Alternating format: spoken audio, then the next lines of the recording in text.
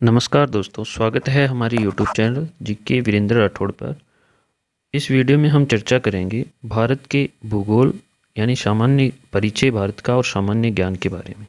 साथ में मैं इस वीडियो के अंदर आपको भारत के पड़ोसी राज्य, पड़ोसी देशों और केंद्र शासित प्रदेशों के बारे में भी बताऊंगा। तो कक्षा 12 और 10 के लिए ये महत्वपूर्ण वीडियो है। कक्षा 10 और 12 के लिए जो सामाजिक विज्ञान और भूगोल से संबंधित जो मानचित्र आने वाला है उसके लिए ये अति महत्वपूर्ण वीडियो रहेगा। आगे के 2-3 वीडियो और लेकर आऊँगा जिसमें खनिज और उद्योग, परिवहन और कृषि से संबंधित जो भी मानचित्र हैं वो भी मैं उनमें बताऊंगा। तो इसलिए इस वीडियो को सब्सक्राइब कर लें और लाइक और शेयर कर दें। साथ में अगर कोई कंपटीशन एग्जाम की तैयारी करता है तो उसके लिए इस वीडियो के अंदर महत्वपूर्ण जो 15 से 20 क्वेश्चन हैं वो भी आगे मैं इसी वीडियो के अंदर बताऊँगा। तो चलिए स्टार्ट करते हैं आज का ये वीडियो और मानचित्र से इसकी शुरुआत करते हैं। हम जब भी मानचित्र पढ़ते हैं तो मानचित्र के अंदर सबसे पहले हमें ये देखना होता है कि अक्षांश और देशांतरीय विस्तार है, उसके हिसाब से हमें स्थिति देखनी होती है। उसके बाद में हम कोई स्थान है उसको देखना और भरना सीखते हैं। तो हम भारत के बारे में जब भी जानेंगे या पढ़ेंगे तो सबसे पहले आपको इसका जैसे अक्षांशीय और देशांतरीय विस्तार देखना पड़ेगा। तो अक्षांशीय विस्तार कौन सा होता है, जैसे कि आप देख पा रहे हैं ये जो आपके यहाँ पर जो मैंने एक पृथ्वी का प्रतिरूप बनाया है, इसमें देखो आप कि जो बीचों बीच रेखा गुजर रही है 0 डिग्री अक्षांश रेखा, और ये आपके गुजर रही है 0 डिग्री देशांतर रेखा। तो खड़ी रेखाओं को देशांतर कहते हैं, तिरछी रेखाओं को या आड़ी रेखाओं को अक्षांश कहते हैं, जैसा कि आपको पता है। तो भारत की स्थिति इसके अंदर आप देख पा रहे हैं, भारत की स्थिति यहाँ पर अक्षांशों में उत्तर दिशा में है और देशांतरों में पूर्वी दिशा में है। तो भारत को आप कह सकते हैं कि भारत उत्तर पूर्वी दिशा में स्थित है ग्लोब या पृथ्वी पर। ठीक है, तो अब हम स्टार्ट करते हैं भारत के जो अक्षांशीय विस्तार है। तो भारत का अक्षांशीय विस्तार आप दक्षिण में यहाँ पर देख पा रहे हैं कि जो भारत का अक्षांशीय विस्तार है वो 8 डिग्री 4 मिनट उत्तरी अक्षांश से, यानी कि हर बार उत्तरी अक्षांश रहेगा, क्योंकि यहाँ पर आप देख पा रहे हैं कि जो भारत है वो उत्तरी अक्षांशों में है। तो 8 डिग्री 4 मिनट से लेकर 37 डिग्री 6 मिनट के बीच में भारत स्थित है। देशांतर देखेंगे तो इधर पश्चिम में दिशा में है, लेकिन उसके बाद में भी यहाँ पर आप बोलेंगे 68 डिग्री 7 मिनट पूर्वी देशांतर, और इधर आप देख पा रहे हैं 97 डिग्री 25 मिनट पर स्थित है। तो यहाँ तक आपको पहले जानकारी होनी चाहिए। उसके बाद में आप भारत के अंदर जब राज्य भरेंगे तो सबसे पहले उत्तर दिशा में आप देखेंगे तो यहाँ पर पाएंगे कि उत्तरी दिशा में लद्दाख स्थित है और लद्दाख के जस्ट नीचे जम्मू कश्मीर है। यहाँ पर पहले जम्मू कश्मीर राज्य था जिसका अब केंद्र शासित प्रदेशों में 2 में विभाजित कर दिया है। दक्षिण में आप आएंगे तो एक तरफ केरल है और दूसरी तरफ तमिलनाडु है। इन दोनों राज्यों को यहाँ पर आपको याद कर लेना है। तो उत्तर में 2 लद्दाख और जम्मू कश्मीर, दक्षिण में तमिलनाडु और केरल स्थित हैं। अब दोस्तों हम चलते हैं पूर्व की तरफ। तो पूर्व की तरफ आए, यहाँ पर देखो सबसे पूर्वी राज्य है वो अरुणाचल प्रदेश से स्थित है, अरुणाचल प्रदेश है यहाँ पर। और पश्चिम की तरफ जाएंगे तो यहाँ पर गुजरात स्थित है। अब देखो गुजरात और आपके अरुणाचल प्रदेश याद हो गए, इस प्रकार से 6 आपको याद हो गए। लेकिन आपको भारत का मानचित्र पढ़ रहे हैं तो ये सबसे पहले पता होना चाहिए कि राजस्थान कहाँ पर है। तो यहाँ पर देख पा रहे हैं आप राजस्थान को, राजस्थान का स्थिति स्थान आपको पता होने के बाद में आप राजस्थान के पड़ोसी राज्यों को पहले भरिए। सबसे उत्तर में, राजस्थान के सबसे उत्तर में यहाँ पर पंजाब स्थित है और हरियाणा स्थित है। उत्तर में पंजाब और हरियाणा है। पूर्व की तरफ चलेंगे तो यहाँ पर उत्तर प्रदेश स्थित है। और भारत को पूरे को देखेंगे तो उसके मध्य के अंदर कौन सा राज्य होगा, मध्य प्रदेश होगा। मध्य में है मध्य प्रदेश, ये अपने आप ये वैसे भी याद रह जाएगा। और मध्य प्रदेश के जस्ट नीचे यहाँ पर महाराष्ट्र है। तो ये फिर से आपको 4-5 राज्य यहाँ पर याद रखने हैं कि जैसा कि राजस्थान हो गया, उसके उत्तर में पंजाब हरियाणा है और पूर्व की तरफ उत्तर प्रदेश है, और भारत के मध्य के अंदर मध्य प्रदेश है और मध्य प्रदेश के जस्ट नीचे महाराष्ट्र है। इतने याद हो गए। उसके बाद में देखो जो भारत का सबसे छोटा राज्य है, भारत का सबसे छोटा राज्य है गोवा। क्षेत्रफल की दृष्टि से जो सबसे छोटा राज्य आप देख पा रहे हैं, यहाँ पर छोटा सा भाग है गोवा का, और गोवा के जस्ट पास में यहाँ पर कर्नाटक है। कर्नाटक के बाद में आप चलेंगे पूर्वी दिशा में तो यहाँ पर आंध्र प्रदेश जो तटीय राज्य है, और आंध्र प्रदेश का ही 2014 में अलग हुआ भाग एक तेलंगाना है। तो तेलंगाना और आंध्र प्रदेश यहाँ पर हो गए। कर्नाटक और गोवा ये दक्षिणी जो आपके प्रायद्वीपीय पठार वाले या प्रायद्वीपीय भारत वाले जो भाग हैं उनमें से कुछ राज्य हैं जो कि आपको याद होने चाहिए। अब इनके थोड़े से हम पूर्वी दिशा की तरफ और उत्तर की तरफ इन्हीं राज्यों से बढ़ते हैं, जैसे दक्कन का पठार की तरफ है। तो यहाँ पर आप पाएंगे कि उड़ीसा, छत्तीसगढ़, झारखंड और पश्चिम बंगाल, इन राज्यों को आपको अच्छे से याद कर लेना है, क्योंकि कक्षा 12 के अंदर जो आपके खनिज दिया हुआ है टॉपिक, और उद्योग भी खनिज हैं तो वहाँ पर उद्योग भी स्थापित होंगे। तो उद्योग और खनिज अधिकतर इन्हीं राज्यों के अंदर स्थित हैं। मुख्य रूप से खनिजों की दृष्टि से समृद्ध राज्य हैं, इसलिए यहाँ पर खान भी बहुत हैं, जो कि आपको याद है, अगले वीडियो के अंदर मैं करवाऊँगा ही। तो यहाँ पर पहले ये राज्य आपको याद होने चाहिए। तो छत्तीसगढ़ और ओडिशा ये दोनों पास पास में हैं, और उसी के इन दोनों के जस्ट ऊपर है यहाँ पर झारखंड है, और पश्चिम की तरफ है। वैसे पूर्वोत्तर राज्यों को छोड़ दें तो भारत के पश्चिम की तरफ यहाँ पर पश्चिम बंगाल है, जो कि यहाँ तक देखो आपकी सिक्किम तक फैला हुआ है, और ये ऊपर उत्तर की तरफ यहाँ पर सिक्किम है, ये राज्य सिक्किम है। ठीक है, तो यहाँ पर पश्चिम बंगाल, झारखंड और सिक्किम हो गए, छत्तीसगढ़ और उड़ीसा हो गए, 5 राज्य ये हो गए दोस्तों। अब देखो दिक्कत यहाँ पर नहीं आती है, यहाँ तो ये 5-5 करके आप याद कर लोगे, दिक्कत आएगी इस क्षेत्र में। तो इसमें क्यों आएगी? क्योंकि यहाँ पर आपको ये पता नहीं चलेगा कि उत्तर में कौन सा और दक्षिण में कौन सा राज्य है और कहाँ पर किसकी स्थिति है। तो सबसे पहले आपको यहाँ पर याद रखना है अन्ना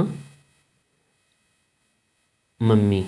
ठीक है, अन्ना मम्मी क्यों? देखो उत्तर से दक्षिण, इसकी एक छोटी सी मैंने ट्रिक बनाई है, वैसे कोई ट्रिक नहीं है, लेकिन उत्तर में ए अरुणाचल प्रदेश, उसके जस्ट नीचे नागालैंड, और उसके जस्ट नीचे यहाँ पर मणिपुर है, मैं और मी का मिजोरम बन गया। ठीक है, तो इस प्रकार से क्रम से 4 राज्य इधर की तरफ आपको दिखाई दे देंगे। इसके बाद में आपको ध्यान में रखना है अमेत्री। ठीक है, अमेत्री क्यों याद रखना है? देखो यहाँ पर आपको असम दिखाई दे रहा है बीच में, इसी के नीचे है मेघालय, और यहाँ पर ये जो राज्य दिखाई दे रहा है, सॉरी यहाँ पर देखो ये राज्य बांग्लादेश से 3 ओर से घिरा हुआ त्रिपुरा। तो इस तरीके से दोस्तों इनको भी याद आप रख सकते हैं। दोबारा देखो, अन्ना मम्मी, अरुणाचल प्रदेश, नागालैंड, मणिपुर और मिजोरम। इधर देखो मैत्री, असम, मेघालय और त्रिपुरा। ठीक है, इन तीनों को आपको भरना आना चाहिए। यहाँ पर बीच में मैंने बताई दिया, ये सिक्किम राज्य, यहाँ पर छोटा सा, इधर भूटान है और ये नेपाल है, इन दोनों के बीच में सिक्किम स्थित है। अब देखो ये तो हो गए भारत के राज्य, अब देखने हैं भारत के केंद्र शासित प्रदेश। तो वैसे आपने लद्दाख और जम्मू कश्मीर पहले देख लिया। अब देखो यहाँ पर आपके भारत की राजधानी दिल्ली, जो कि केंद्र शासित प्रदेश भी है, स्थित है, और ये छोटा सा मैंने यहाँ पर बिंदु लगाया है। जस्ट दिल्ली से थोड़ा ऊपर देखो, यहाँ पर चंडीगढ़ स्थित है, पंजाब वाले एक साइड भाग में बीच में स्थित है ये चंडीगढ़, और इधर आपका दादर और नगर हवेली। तो इस प्रकार से 5 हो गए। छठा यहाँ पर आपका पुडुचेरी हो गया। ठीक है, उसके बाद में लक्षद्वीप है, और यहाँ पर अंडमान और निकोबार। इस तरीके से ये 8 आपके केंद्र शासित प्रदेश हो गए। उसके बाद में आपको याद रखने यहाँ पर भारत के पड़ोसी देश। तो पाकिस्तान सबसे जो पश्चिमी और उत्तरी दिशा है उसकी तरफ अपने राजस्थान से लगने वाला जो देश है वो पाकिस्तान है। जस्ट उससे ऊपर देखो आप, लद्दाख से थोड़ी सीमा लगती है इसकी, ये है यहाँ पर अफगानिस्तान।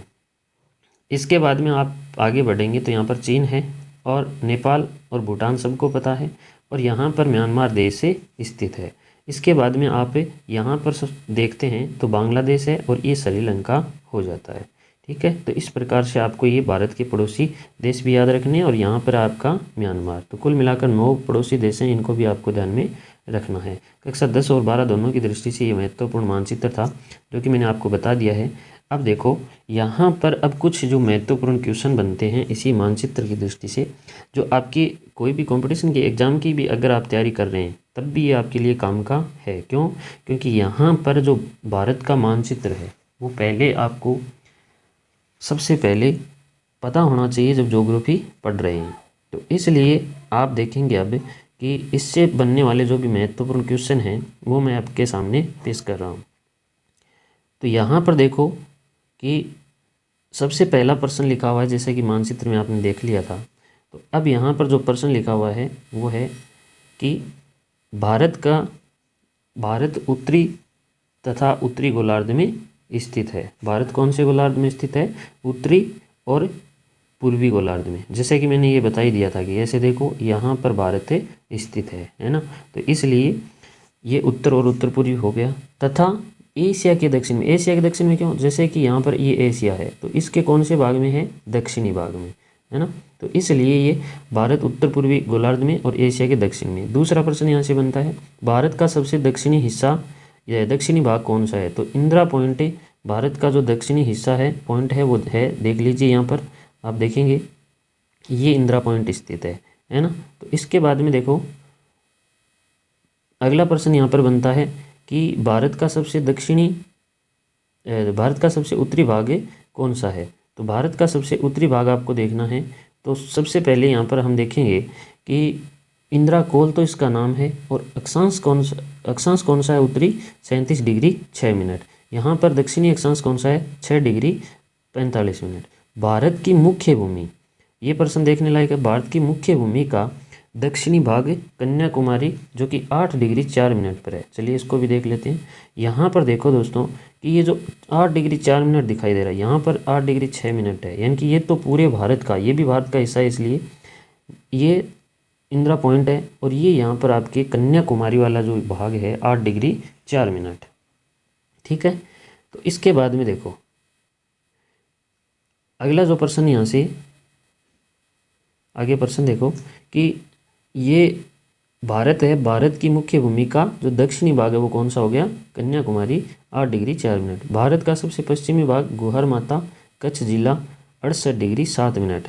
और भारत का सबसे पूर्वी भाग किबिथु स्थान अंजाव जिला है और 97 डिग्री 7 मिनट, यहाँ पर 97 डिग्री 25 मिनट पूर्वी देशांतर के बीच में स्थित है, ठीक है। तो अब देखो यहाँ पर दिखा देता हूँ मैं, इस मानचित्र में देखो यहाँ पर गुहर माता स्थित है और ये आपका किबिथु स्थान स्थित है यहाँ पर, और यहाँ पर आपका गुहर माता, ठीक है। तो पूर्वी और पश्चिमी हो गए, ठीक है। इसके बाद में देखो अगला प्रश्न तो अगला प्रश्न है भारत का क्षेत्रफल। तो भारत का क्षेत्रफल आपको ध्यान में होना ही चाहिए, क्योंकि ये जब कोई ज्योग्राफी पढ़ता है तो सबसे पहले यहीं से क्वेश्चन अगर कोई पूछता है आपको तो ये पता होना चाहिए। 32,87,263 वर्ग किलोमीटर, जिसको आप 32.8 किलोमीटर भी बोल सकते हैं। तो क्षेत्रफल की दृष्टि से भारत का स्थान है विश्व के अंदर 7वां। पहले पर है रूस, दूसरा कनाडा, तीसरा यूएसए, चौथा चीन, 5वां ब्राज़ील और छठा ऑस्ट्रेलिया। तो इस प्रकार से ये भी आपको ध्यान में रखना है, ठीक है। इसके बाद में भारत की जनसंख्या जनगणना 2011 के अनुसार तो 121 करोड़ है, और विश्व में जो कुल जनसंख्या है उसका 17.5% है। विश्व में जनसंख्या की दृष्टि से दूसरा स्थान है और पहले पर चीन है। अनुमानित आंकड़ों के अनुसार भारत है वो आगे निकल चुका है, लेकिन अभी तक 2011 के अनुसार भारत दूसरे स्थान पर है। भारत का अक्षांशीय विस्तार देखो, भारत का अक्षांशीय विस्तार है 8 डिग्री 4 मिनट से लेकर 37 डिग्री 6 मिनट, और भारत का देशांतरीय विस्तार है 68 डिग्री 7 मिनट पूर्वी देशांतर से लेकर 97 डिग्री 25 मिनट पूर्वी देशांतर। तो इस प्रकार से ये भी आपको ध्यान में रखने हैं, छोटे छोटे क्वेश्चन हैं जो कि आपके लिए महत्वपूर्ण हैं। कक्षा 11 की किताबों में ये सारे क्वेश्चन हैं वो दिए हुए हैं, कक्षा 9 में भी ये सारे क्वेश्चन दिए हुए हैं, ठीक है। तो इस प्रकार से आपको याद रखने हैं। आगे देखो, तो भारत की जो उत्तर से दक्षिण लंबाई है, जैसे ये भारत है, इसकी उत्तर से दक्षिण लंबाई और पूर्व से पश्चिम लंबाई, ये भी आपको ध्यान में रखनी है। तो भारत का अक्षांशीय तथा देशांतरीय विस्तार, जैसे कि 8 डिग्री से आपने 37 डिग्री तक पढ़ा है, लगभग 30 है। यहाँ पर 68 से 97 लगभग 30 है। तो इन दोनों के बीच में 30 डिग्री अक्षांश का गैप होने के बाद में भी दोनों जो उत्तर से दक्षिण लंबाई और पूर्व से पश्चिम, उनमें अंतर भी पाया जाता है। और क्यों पाया जाता है अभी देखेंगे। भारत का अक्षांशीय देशांतरीय विस्तार लगभग 30 डिग्री है दोनों तरफ से ही, लेकिन फिर भी भारत का जो उत्तर दक्षिण लंबाई है वो है 3214 किलोमीटर, और पूर्व से पश्चिम है 2933 से अधिक। क्यों ये अधिक क्यों है भाई, क्योंकि ध्रुवों की तरफ बढ़ने पर जो देशांतरीय विस्तार है वो कम होता है, परंतु अक्षांशों के बीच की जो दूरी है वो हमेशा क्या रहती है, समान। जैसे कि ये अक्षांश हैं, आड़ी रेखाएं, इनके बीच की दूरी हमेशा समान रहती है, जबकि ये देशांतर हैं, ये इस तरीके से इनके बीच की ध्रुवों की तरफ जो दूरी है वो कम होती जाती है, ठीक है। तो इसके बाद में आपको देखना है अक्षांशीय और देशांतरीय विस्तारों का महत्व। तो अक्षांशीय विस्तार का महत्व आपको पता ही है कि अक्षांशीय विस्तार के कारण जो जलवायु है, मृदा है, वनस्पति है, इनसे संबंधित जितनी भी विविधताएं हैं वो अक्षांशों के कारण पाई जाती हैं। इसके साथ में भारत में एक महत्वपूर्ण अक्षांश है जिसको आप 23.5 डिग्री उत्तरी अक्षांश कहते हैं, कर्क रेखा जिसका नाम है। ठीक है, तो इस कर्क रेखा के बारे में थोड़ी बातें जान लेते हैं। भारत के मध्य से गुजरने वाली कर्क रेखा भारत के उष्णकटिबंधीय और शीतोष्णकटिबंधीय दो भागों में यानी कि दो कटिबंधों में बांटने का कार्य कौन सी रेखा कर रही है भारत को? यहाँ पर भारत को कर रही है कर्क रेखा। ठीक है, इसके बाद में देखो यहाँ पर परंतु फिर भी हिमालय की स्थिति के कारण यहाँ पर देखो ठंडी जो ध्रुवीय हवाएं हैं वो भारत की तरफ नहीं बढ़ पाती हैं, इसलिए भारत है उष्णकटिबंधीय क्षेत्र में आता है। और इसके साथ में जो कर्क रेखा है वो 8 राज्यों से होकर गुजरती है और 8 राज्यों के नाम आपके सामने हैं, जैसे गुजरात, राजस्थान, मध्य प्रदेश, छत्तीसगढ़, झारखंड, पश्चिम बंगाल, त्रिपुरा और मिजोरम। ये 8 राज्य हैं जिनसे कर्क रेखा गुजरती है।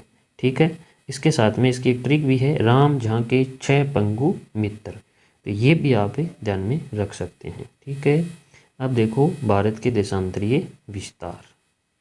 तो भारत का जो देशांतरीय विस्तार है वो लगभग 30 डिग्री है, अक्षांशीय भी 30 था, और इसके कारण जो भारत की ये जो पूर्व से पश्चिम स्थिति है इसके बीच में लगभग 2 घंटे का, गुजरात और अरुणाचल प्रदेश के बीच में 2 घंटे का अंतर पाया जाता है।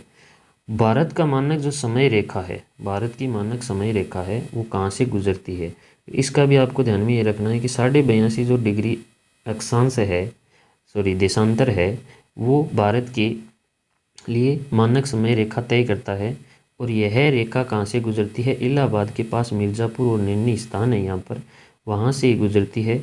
और अंतर्राष्ट्रीय समय रेखा से लगभग कितनी आगे है? 5.5 घंटे आगे चलती है। ठीक है, और इससे ये क्वेश्चन और बनता है कि ये जो रेखा है वो किन राज्यों से होकर गुजरती है? तो यहाँ से लेकर यहाँ तक ये यूपी, मध्य प्रदेश, छत्तीसगढ़, उड़ीसा और आंध्र प्रदेश जैसे 5 राज्यों से होकर आपकी 82.5 डिग्री मानक समय रेखा गुजरती है। तो अब आपसे उम्मीद ये करते हैं कि आपको ये क्वेश्चन हैं वो बार बार पढ़ने हैं, लिखने हैं और याद करने हैं, तो आप सभी ये काम करेंगे ऐसी अपेक्षा करते हैं।